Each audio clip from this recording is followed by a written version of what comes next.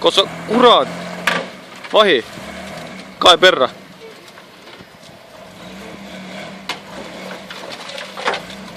Pane veits veel! Pane! Ära karda! Näe, tere Paul! Mis arvad, mis me teeme? Mis arvad, mis me teeme? Alla ei taha panna rehve või? Põhiõlitus. Lasen tagasi või? Ei, ära lase. Oota, aga... Ei no paneme midagi alla, noh.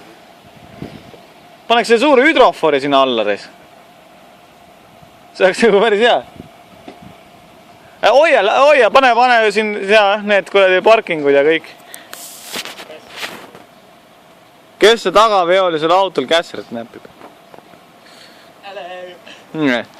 Just sellest samast täiesti tutikast paagist, kus pole tilkagi kütet mitte kunagi sees on, ma just rääkisingi.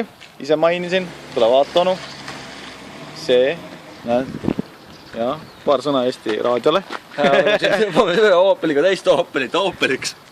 Jah.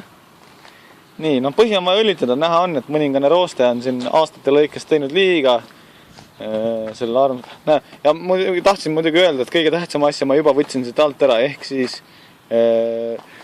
katalüütikonverter on juba tehtud vedelaks. Aga me saame teisele poole külmkappi alla panna näiteks. Paneme külmkappi muidugi, oota ma panen selle kaameraga. Pesumustappi allapoole. Siin.